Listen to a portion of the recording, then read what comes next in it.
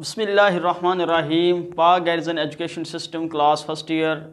उम्मीद करता हूँ खैरियत से होंगे और खुदा ताला से आपके खैरियत नेक मतलूब चाहता हूँ। डियर स्टूडेंट, मैं आपका फिजिक्स ट्यूटर हाफिज़ हसन अली उम्मीद करता हूँ कि फिर आप खैरियत से ही होंगे और खुदा ताला से आपकी खैरियत नेक मतलूब चाहता हूँ और दुआ करता हूँ कि अल्लाह पाक गाइडेंस की इंतज़ामिया, यहाँ के प्रिंसिपल और यहाँ के असातिज़ा और तलबा के इल्म में, अमल में और उम्र में बरकतें अता फरमाए। डियर स्टूडेंट, प्रीवियस लेक्चर के अंदर हमने टाइप्स ऑफ इक्विलिब्रियम को बड़ा ब्रीफली स्टडी किया था कि टाइप्स ऑफ इक्विलिब्रियम क्या है और कौन कौन सी टाइप्स को हम किन कंडीशन के तहत अप्लाई कर सकते हैं, कि कौन सी कंडीशन होगी तो हम इक्विलिब्रियम को कौन सा नाम देंगे। डियर स्टूडेंट, आज हम स्टडी करेंगे condition of equilibrium. Condition of equilibrium, इसकी दो कंडीशंस होती हैं, एक फर्स्ट कंडीशन, दूसरी सेकंड कंडीशन। पहली कंडीशन जब पूरी कंप्लीट होती है तो उस सूरत में चेंज इन वेलोसिटी जीरो होती है, एक्सेलरेशन जीरो होता है और फोर्स का वेक्टर सम जीरो होता है। दूसरी कंडीशन जब पूरी होती है तो उसमें चेंज इन एंगुलर वेलोसिटी वो जीरो होती है, एंगुलर एक्सेलरेशन जीरो होता है और टार्क का सम जीरो होता है। डियर स्टूडेंट, इस आर्टिकल को पढ़ने के बाद आप इक्विलिब्रियम की फर्स्ट और सेकंड कंडीशन क्या है इसको समझ सकेंगे।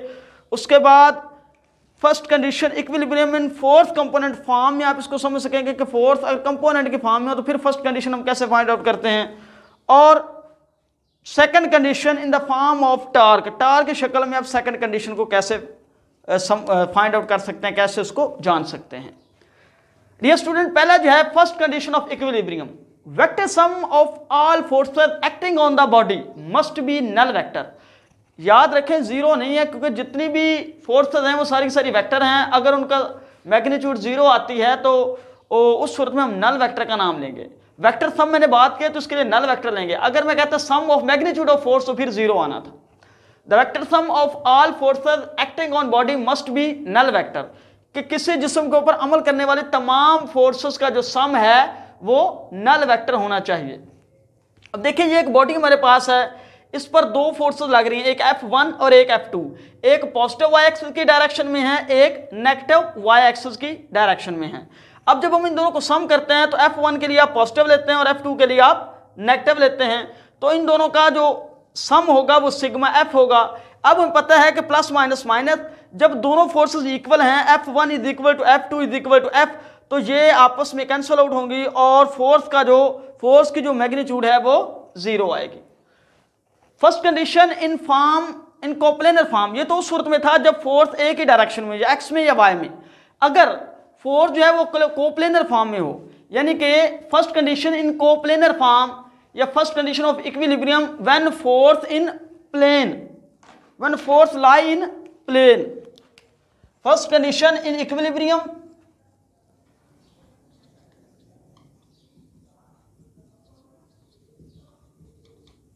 when force acts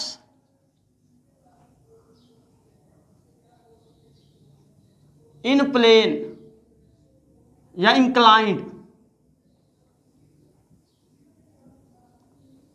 ना वो x एक्सिस में हो ना वो y एक्सिस में हो, तो उस सूरत में फर्स्ट कंडीशन हम कैसे फाइंड आउट करते हैं। अब इसमें सबसे पहले देखें कि ये फोर्स F1 ना x में ना y में, बल्कि दोनों x और y के दरमियान है। ये F2 x और y के दरमियान है, ये भी x और y के दरमियान है। यानी तीनों आप फोर्सेस देखें तो तीनों ही एक्स वाई प्लेन में लाई कर रही हैं, यानी तीनों का प्लेन जो है वो सेम है। तो ऐसी फोर्सेस जिनका प्लेन सेम हो इनको कोप्लेनर फोर्सेस का नाम दिया जाता है। The forces which act on same plane which is called coplanar forces. ऐसी फोर्सेस जो एक ही प्लेन में लाई करें वो कोप्लेनर फोर्सेस कहलाती हैं। देखिए, इसमें से कोई फोर्स ऐसी नहीं है जो एक्स वाई के बाहर हो। ऐसी तो नहीं है कि एक्स जेड के अंदर कोई है, तीनों ही एक्स वाई में, ये भी एक्स वाई में, ये भी एक्स वाई में, ये भी एक्स वाई में है। तो ऐसी फोर्सेस जो एक ही प्लेन में लाई करें वो कोप्लेनर फोर्सेस कहलाती हैं। अगर तमाम फोर्सेस इंक्लाइंड हैं तो आप फोर्सेस के उनको कंपोनेंट में रिजॉल्व करते हैं, फोर्सेस को उनके कंपोनेंट में रिजॉल्व करते हैं। जब आप फोर्सेस को कंपोनेंट में रिजॉल्व करेंगे तो F1 का ये x कंपोनेंट, ये y कंपोनेंट, F2 का ये x कंपोनेंट, ये y कंपोनेंट, F3 का ये x कंपोनेंट, F3 का ये x कंपोनेंट, ये y कंपोनेंट।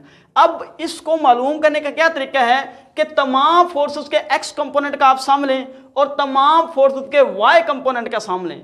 अगर तमाम फोर्सेस के एक्स कंपोनेंट का सम भी जीरो आ जाए और तमाम फोर्सेस के वाई कंपोनेंट का सम भी जीरो आ जाए तो हम कहते हैं इस पर लगने वाले तमाम फोर्सेस का जो वेक्टर सम है वो नल वेक्टर है, और यही फर्स्ट कंडीशन है। ये देखें एफ एक्स, तमाम फोर्सेस का एक्स कंपोनेंट, ये देखें F1x ये पॉजिटिव एक्स एक्सिस में है, 2 जो है ये नेगेटिव एक्स एक्सिस में है, और 3 जो है ये नेगेटिव एक्स एक्सिस में है, इसलिए इनके साथ नेगेटिव साइन है। अब देखें plus minus minus, plus minus minus, तो जब इनका सम किया गया तो वो नल वेक्टर आया, या इसकी मैग्नीट्यूड का सम किया गया तो वो जीरो आया।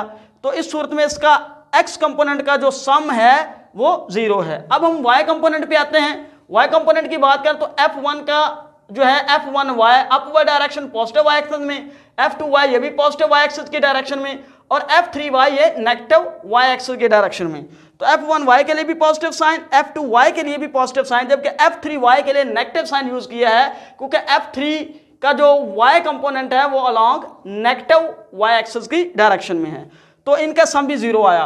तो याद रखें जब जब कोई फोर्सेस इंक्लाइंड हों तो उनके आप कंपोनेंट का सम लेते हैं। अगर उन तमाम फोर्सेस के एक्स और वाई कंपोनेंट का सम जीरो आ जाता है तो उस बॉडी के ऊपर लगने वाले तमाम फोर्सेस का सम क्या हो जाता है, जीरो हो जाता है जी। Second condition of equilibrium, vector sum of all torque must be null vector, कि तमाम वेक्टर का जो मजमूआ है क्लॉकवाइज और एंटी क्लॉकवाइज, टार्क की दो किस्में हैं, क्लॉकवाइज और एंटी क्लॉकवाइज, अगर दोनों टार्क का सम जो है या तमाम टार्क का सम जो है वो नल वेक्टर आ जाता है, तो यही इक्विलिब्रियम की सेकंड कंडीशन है।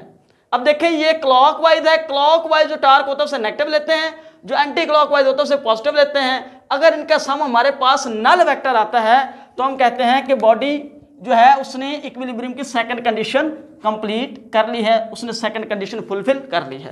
अब ये देखिए एक फिग ये है हमारे पास, फिग 1, ये फिग है 2।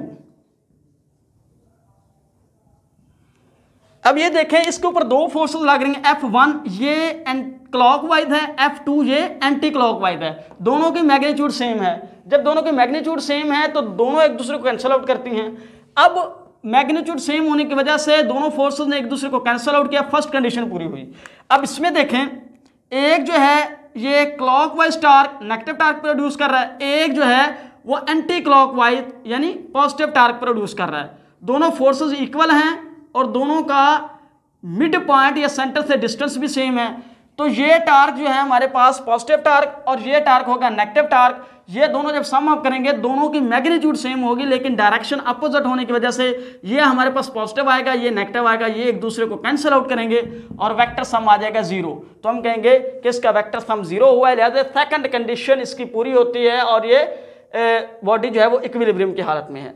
आप फिगर 2 को देखें तो इसमें देखें एक फोर्स जो है हमारे पास F1 है B पर और एक फोर्स जो है वो F2 है A पर। अब ये देखें ये जो फोर्स है दोनों फोर्सेस इक्वल हैं, तो ये एक अलोंग पॉजिटिव एक्स एक्सिस की डायरेक्शन में है, एक अलोंग नेगेटिव एक्स एक्सिस की डायरेक्शन में है। दोनों फोर्स इक्वल हैं, एक पॉजिटिव है एक नेगेटिव, दोनों का सम करेंगे तो वो एक दूसरे को कैंसिल आउट करेंगी और आ जाएगा उसकी मैग्नीट्यूड आएगी जीरो। लेकिन देखिए जब आप इस फोर्स को देखते हैं F2 तो ये जो है वो एंटी क्लॉकवाइज टार्क प्रोड्यूस कर रही है, जब आप इसको देखते हैं तो ये भी क्लॉकवाइज टार्क प्रोड्यूस कर रही है। इसका मतलब है इसका टार्क भी नेगेटिव आया, इसका टार्क भी नेगेटिव आया। इसका टार्क अगर नेगेटिव -3 है और इसका टार्क नेगेटिव -2 है तो जब दोनों को सम करेंगे तो टार्क आएगा नेगेटिव -5। इसका मतलब इसका टार्क जो है वो नल वेक्टर हमारे पास नहीं आया, इसका मतलब है ये जो है वो सेकंड कंडीशन को फुलफिल नहीं करता। डियर स्टूडेंट, उम्मीद करता हूँ आपको अच्छे तरीके से समझ आ गई होगी। कोई भी प्रॉब्लम हो तो आप व्हाट्सएप पे या कमेंट बॉक्स में हमें बता सकते हैं।